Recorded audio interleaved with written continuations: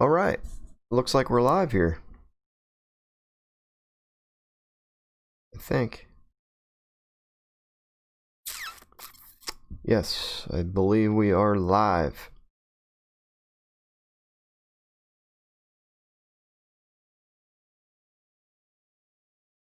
Hopefully you guys are doing well. Just getting this set up here.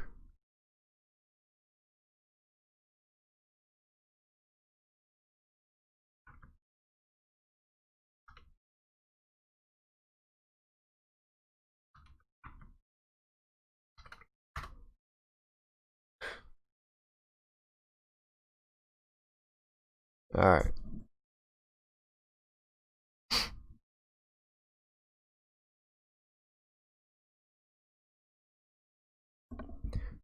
William, what's up, buddy? Hope you're doing well. You just confirmed we're live. Wasn't sure if it was working or not. My icon here is still yellow, as it's showing that we're not live, but I guess we are.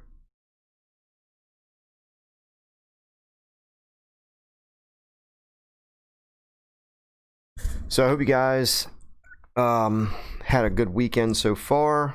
Unfortunately, weekend's almost over. Everybody goes back to work tomorrow. SJ Outdoors, what's up, buddy? Hope you are well.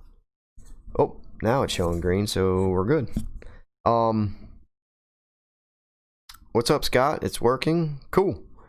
So I want to talk about, obviously I want to talk about food plots because that's the title of this video.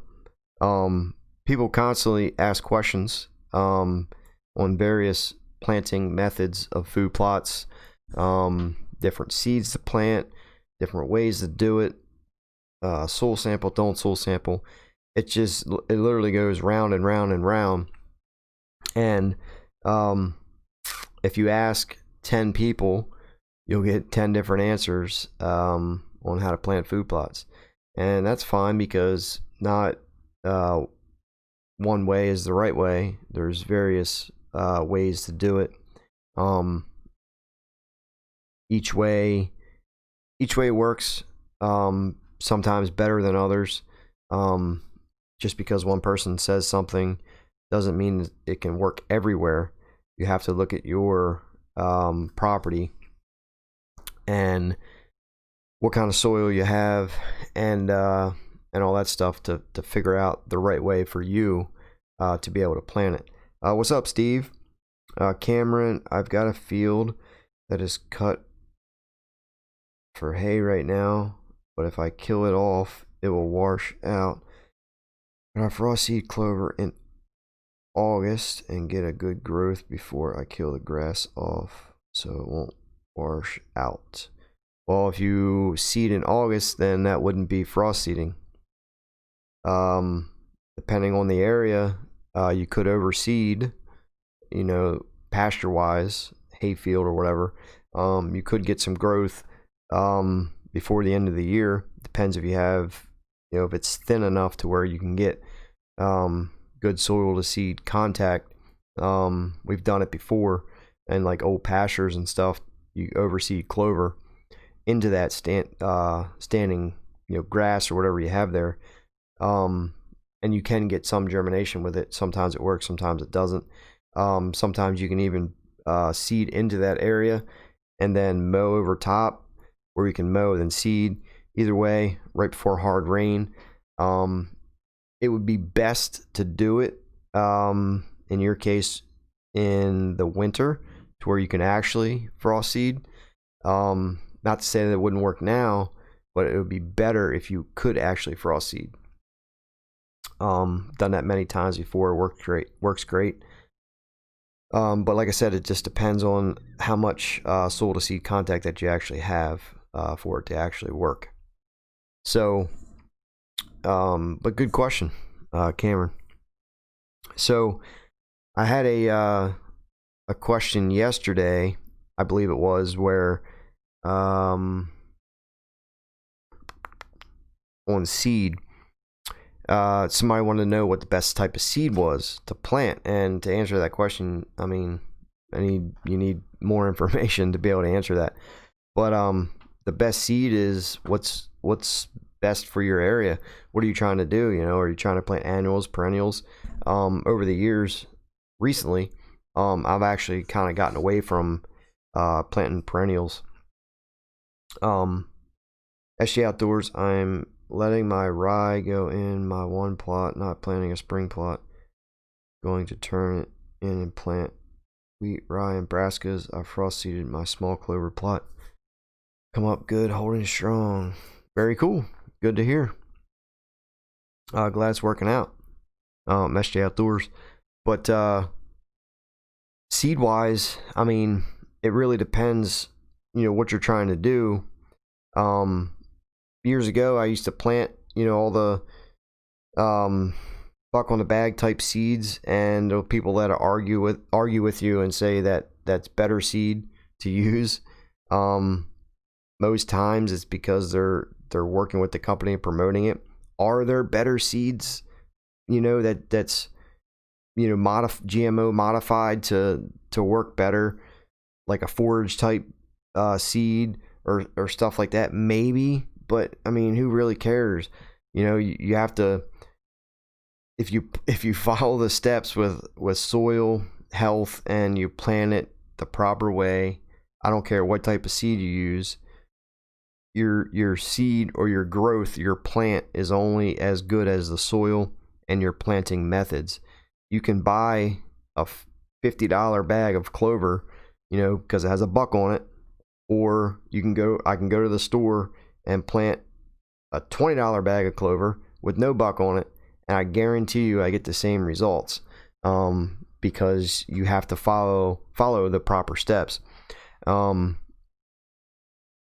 That's with anything, deer, hunting, food, everything. You have to follow the proper steps.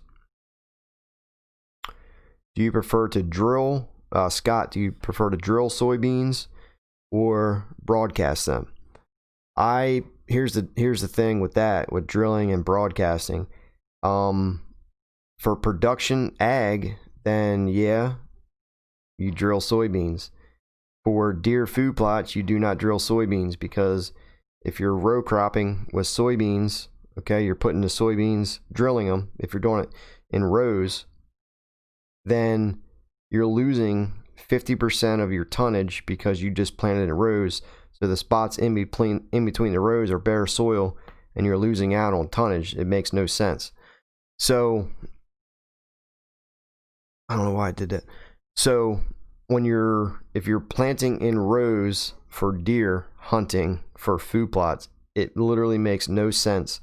You're losing 50% of your tonnage. You're leaving bare soil for weeds to come up, and it just doesn't make sense to do. Broadcast them, you fill in all the spots, and you let them grow. It's a food plot. You're not you know, harvesting the beans or anything like that. You're not making money off them for a deer food. It's a deer. The food plot doesn't have to look like a picture on a postcard. You know what I mean? You just plant the seed in standard practices and let it grow. The deer is going to eat it. Steve, I just ordered Antler Grow yesterday. Can you use that by itself without the NPK? Oh, for sure. I hardly ever, not hardly ever, but I don't use the NPK as much as the Antler Grow. I spray Antler Grow all the time without NPK. I spray Antler Grow way more than the NPK, just because it's most times it's more the micronutrients are more important. Not to say fertilizer is not, because it is important, but usually the NPK I'll spray in the first lush of spring when everything greens out. I'll spray both together to kind of give everything a jump start. Then I'll spray in between with just Antler Grow, and then on the fall plots, once they come up, then I'll start mixing the Antler Grow and the NPK again, because that NPK actually has sugar in it. So plants need sugar for fuel, creates a carbohydrate in the plant. So when you spray the NPK on your fall plot, it just kind of makes that way more palatable and nutritious for the attractability wise when you're obviously trying, if you're bow hunting over that area. It really sweetens up those plants.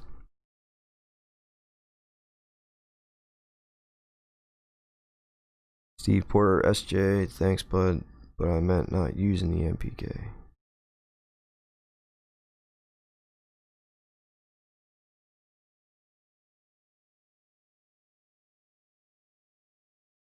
Oh yeah, you can spray the NPK by itself for sure. It's the way they heat that in the mixing process.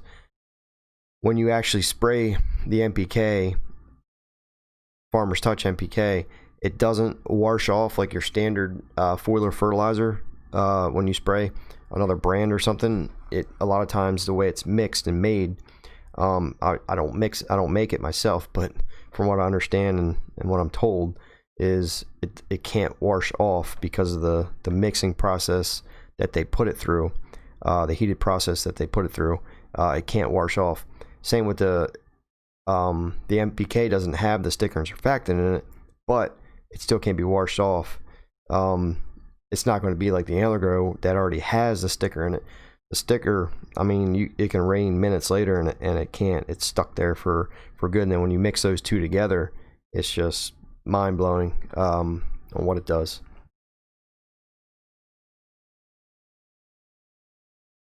What is your take on soybeans versus cowpeas? I like both. I really don't have a honest opinion about them. I planted cowpeas last year. They grew great, worked very well. This year we planted soybeans. Same thing. They're working very well. I will say that soybeans will probably keep up with browse pressure more than cowpeas from what I've saw in the past. But I like both. Cowpeas grow fairly the same as soybeans. I haven't really seen a difference in growth. Obviously it's hard to judge when you're planting, separate time, different year, you have different rainfall and things like that, but both work very well in my opinion.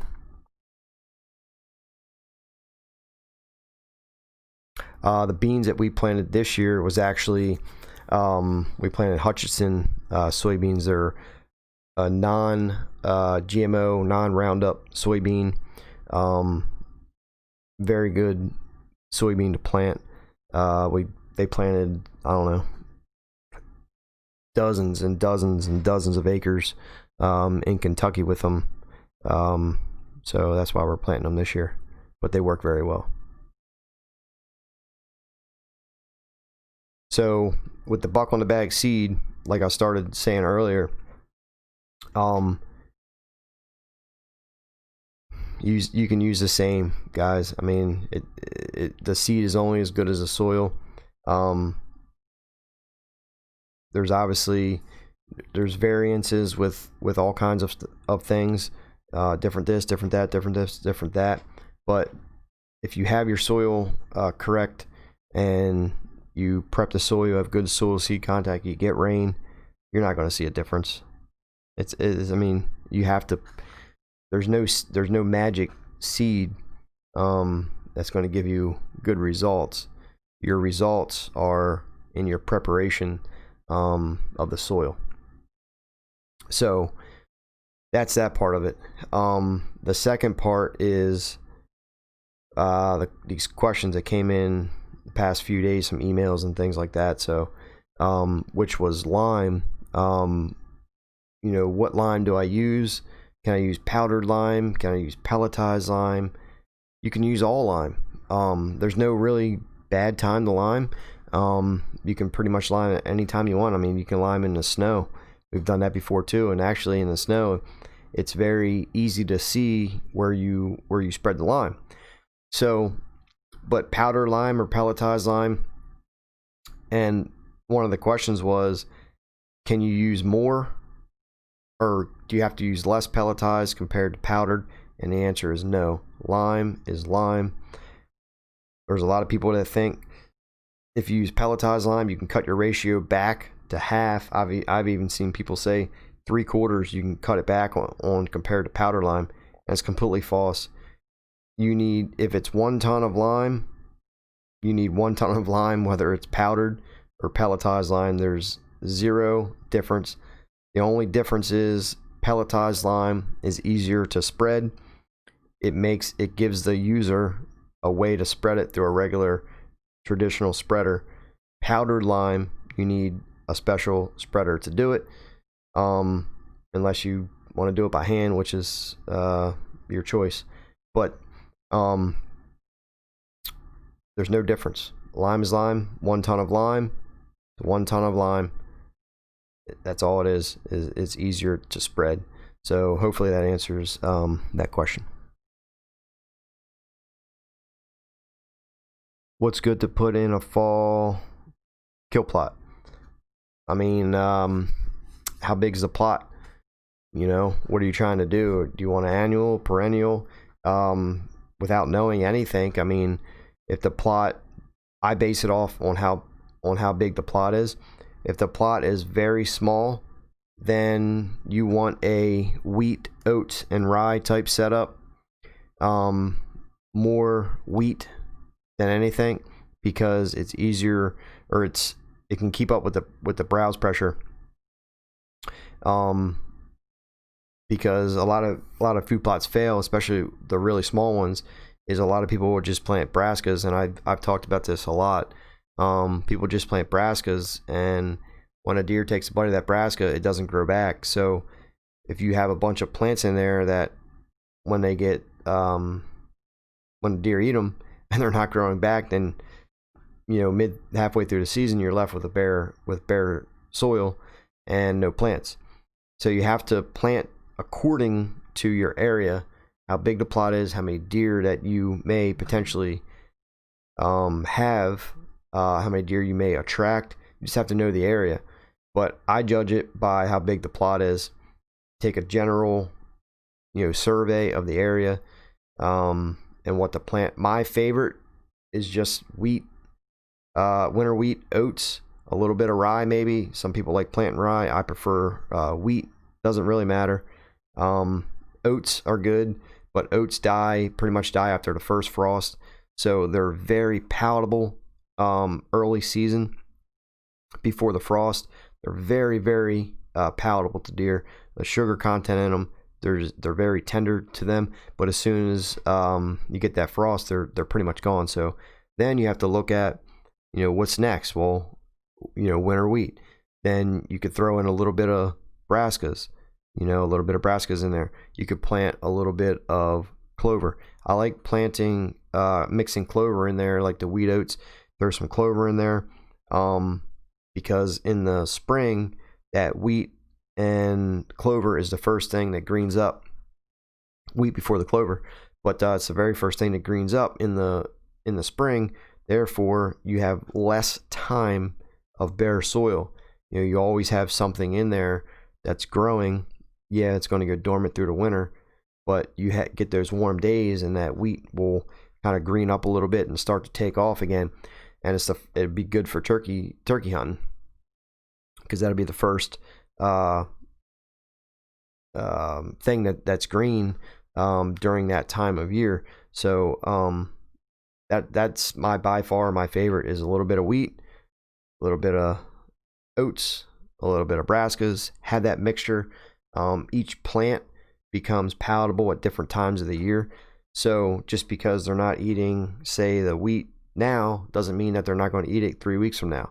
So if you plant a single variety of plant in your food plot, the deer may not prefer it at that time. So where are they going to go? They're going to leave. So pick varieties in your plot. I like to have at least 2 to 4, right in that middle there, maybe 3 different varieties in that food plot, because each one is palatable at different times. Silver, my plot's soil tests are 7.7. Am I screwed? No, you're not screwed. But you definitely don't need lime. That's for sure. I would just start planting something. You can add a little bit of sulfur. Every time you add fertilizer, a lot of people don't know that, but every time you add fertilizer, it actually drops your pH a little bit, because of all the salts and fillers that's in that bag.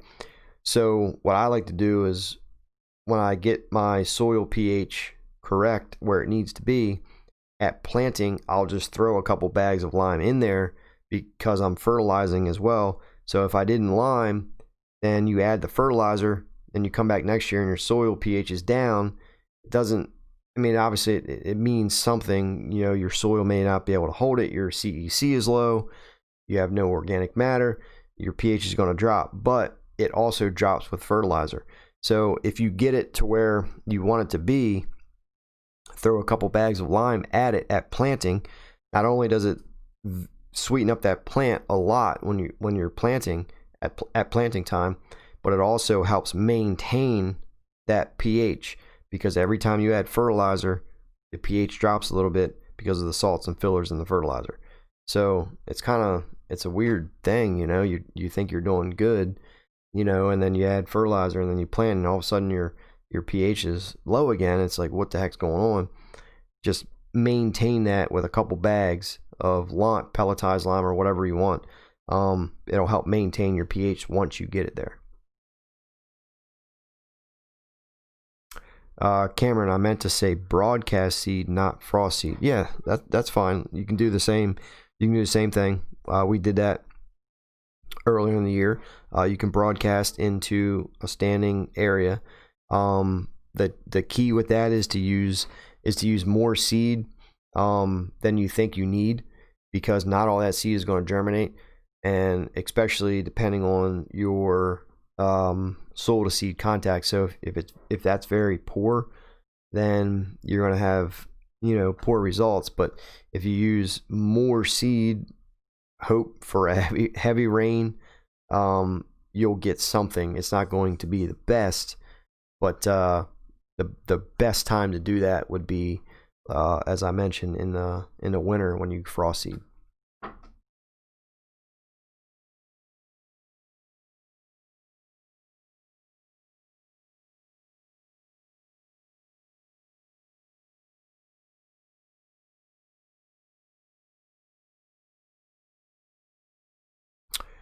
What's your take on Milo as a late season kill plot, and for turkey the following spring? I haven't specifically planted Milo for, you know, deer. It's been in a few mixtures that I've planted over the years, and I've only saw one deer eat Milo, and for whatever reason, whether he was curious, it was a buck that was eating it, whether he was curious, starving, or something like that. I know a lot of people that have planted it in the past. My buddy Chris, that helps me plant, he actually planted Milo at his house. It was probably, I don't know, quarter of an acre of Milo, and the deer never touched it at all. Now for turkey, then yeah, it might be okay, but it's out of reach of the turkey. So, you know, you're talking Milo growing 4 or 5 feet tall. It's out of the reach for turkeys. But deer wise, like I said, I've seen one buck. It was a buck, a decent sized buck, eating it, but he ate it for like a couple, maybe 10-15 seconds, and then it was gone. So he obviously ate it, didn't like it. He was probably curious, and he left and actually went back to eating, I think he was eating clover. So don't really have a reason to plant Milo myself.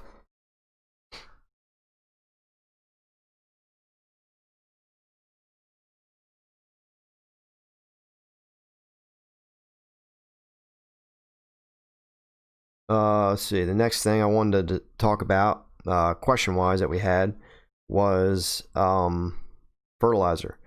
And a lot of people, they'll get a soil sample and it'll tell you how much recommendation of fertilizer.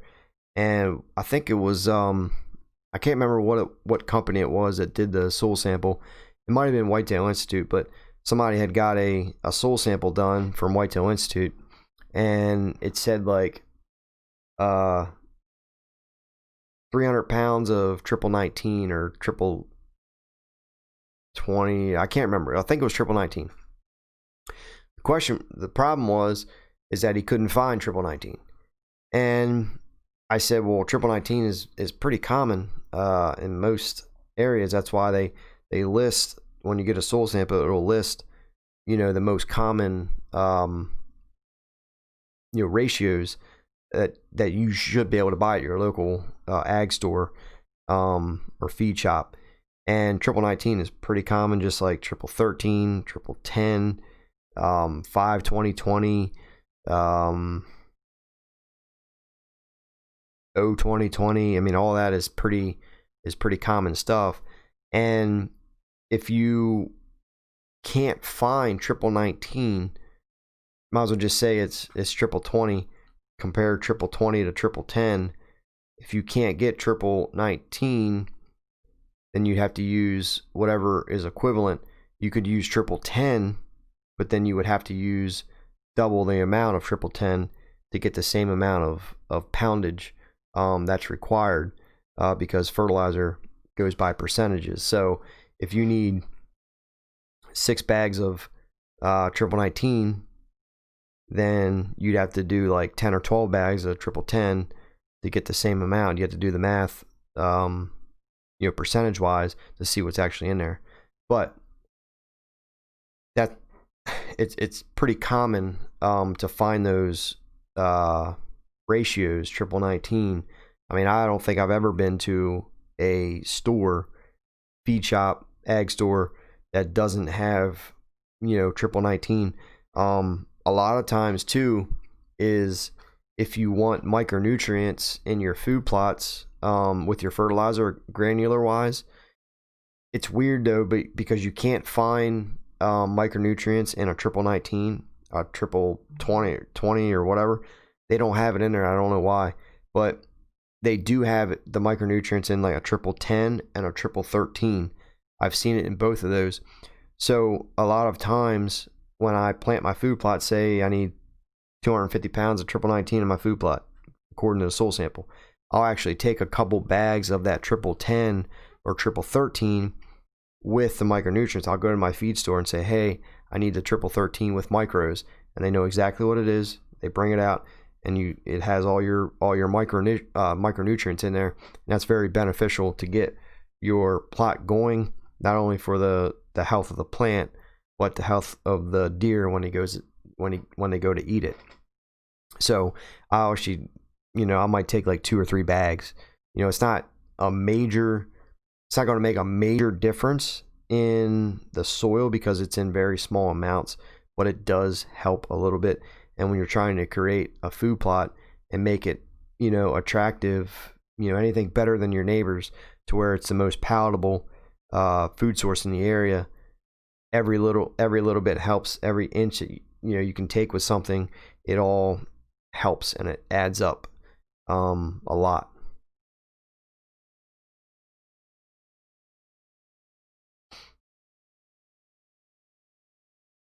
I'm putting in a clover plot in late July, which I use as a cover crop. Why do you need a cover crop? Just plant the clover. A lot of people plant cover crops, nurse crops, but I never really seen a reason to. I mean, you could put some oats in there, but if you're planting clover, I mean, just plant the clover. Let it grow. If you want to put oats in there, you could put oats. That's fine. But I've never needed a reason to plant, a cover crop, with like a clover or something like that. A cover crop is, say you're planting your fall plots, you plant wheat, you plant rye, you plant oats. Well, that's your cover crop. That's what you're planting to protect that soil and also feed the animals. So in the spring, that's the very first thing to cover up or come up. You're protecting the soil, you're holding the soil together, you're benefiting the soil by adding nutrients, and you're benefiting the animals by having a constant food source there. So if you're planting clover in late July, I mean, that's going to come up fairly quickly. And you'll have a nice clover plot come September, and even into October it'll be a nice clover plot. Obviously you should probably plant something else. I don't know if you're dividing plots, if you just have one large plot you're planting clover in, but clover is not going to get you into November and December. January, you want to have, like I said, I don't know if you're dividing plots or what you're doing, but I would rather plant clover or winter wheat or some brassicas or some oats, or mix that all together and plant all in the same.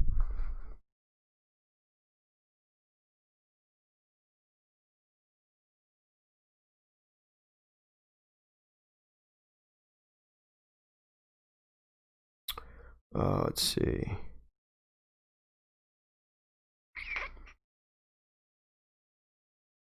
So the other thing I want to talk about, question wise, I wrote this all down, but about planting what makes sense in your area or on your land. Plant what makes sense. And what I mean by that is, I had for myself, I planted soybeans this year. I have 3 acres of soybeans. Well, somebody had said, like, hey, why are you going to disc those soybeans back in at the end of the year? And the reason behind that is, I'm not leaving them standing, is because I'm doing what makes sense for the area. I know that we have a lot of deer, and if I leave those soybeans standing all year, they're not going to make it into September and October. There's too many deer, and the soybeans aren't going to last that long. Soybeans are great if you have acres and acres and acres of them, for them to withstand the amount of pressure that you actually have. So if you're planting a little half-acre food plot of soybeans, you're going to be sadly disappointed because it's not going to last. It's not going to make it. Now, you could, it's still not the best way, but say you plant a half-acre food plot of soybeans and you want to fence those off, which is what I did. But I have 3 acres, so I fenced them off. I'm fencing them off for 4 weeks to allow them to establish and grow. They'll be right around a foot tall. Then I'm taking the fence down and letting the deer have at it. I also mixed in some sunflowers. Now, whatever is left, say for second, third week of August, I'm disking those beans back in and planting my fall plot. And now if you have say you have a half acre and you plant soybeans and you fence those off and you're trying to protect them into November, December, when you get the pods, deer love the pods high in carbohydrates. When you take that fence down in November, December, the deer are going to wipe that plot out. And then again, when they wipe it out in a matter of days, you're left with nothing. So you have to plant what makes sense. And planting soybeans, unless you have acres and acres of them, isn't really going to help you in the fall. It'll help you in the summer because they're very palatable and nutritious, but you also have to consider fall food. So when you're planting, say you have 5 acres of beans, I mean, even then, I mean, you're talking, if you have a lot of deer, throughout the fall, October, November, December, they're gonna wipe them beans out, and you're not gonna have anything. So what I like is greens. My go-to is always greens, wheat, oats, clovers, brassicas, things like that. You can't go wrong, because if you have those types of food plots, you have a constant food source. Those beans die, they turn yellow. So if you have a bunch of beans throughout the summer, then all of a sudden in September, first, second week of September, all the beans turn yellow and the deer don't eat them anymore, then the deer are gone. So then what? You just attracted all these deer, but now they're gone because the beans turn yellow and you have no food left.